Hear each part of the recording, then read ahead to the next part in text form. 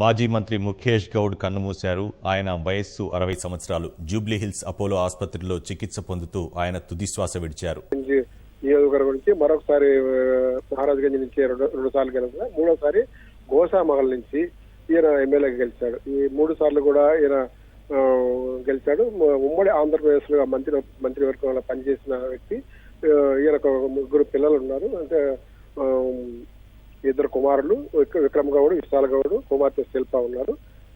ఈయన గత కొన్ని రోజులుగా ముఖేష్ గౌడ్ క్యాన్సర్ వ్యాధితో బాధపడుతూ వివిధ రకాల చికిత్సలు పొందుతూ ఉన్నాడు.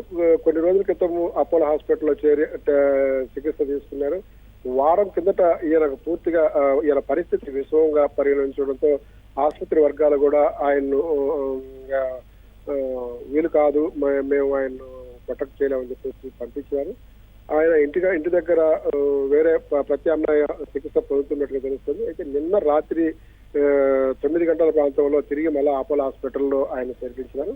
ఆయన చికిత్స పొందుతూ ఈ మధ్యాహ్నం 3 గంటల ప్రాంతంలో తుది శ్వాస విడిచారు.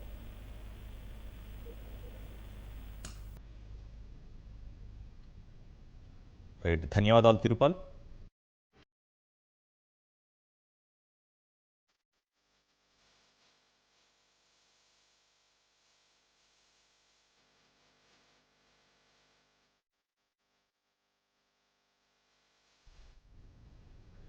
మాజీ మంత్రి కాంగ్రెస్ సీనియర్ నేత ముఖేష్ గౌడ్ కన్నుమూశారు. జూబ్లీహిల్స్ అపోలో ఆసుపత్రిలో చికిత్స పొందుతూ చనిపోయారు.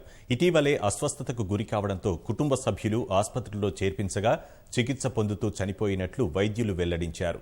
విషయం తెలుసుకున్న ముఖేష్ అనుచరులు, కాంగ్రెస్ నేతలు, కార్యకర్తలు పెద్ద సంఖ్యలో ఆసుపత్రికి చేరుకున్నారు.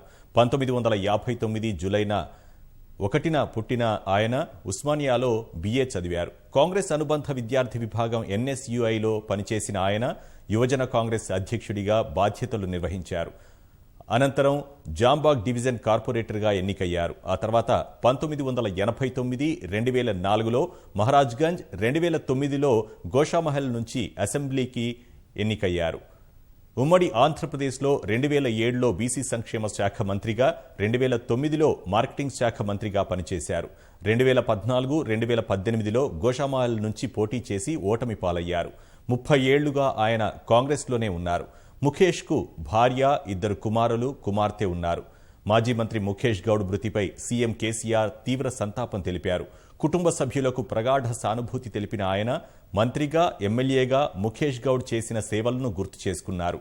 ఆయన ఆత్మకు శాంతి కలగాలని భగవంతుణ్ణి ప్రార్థించారు.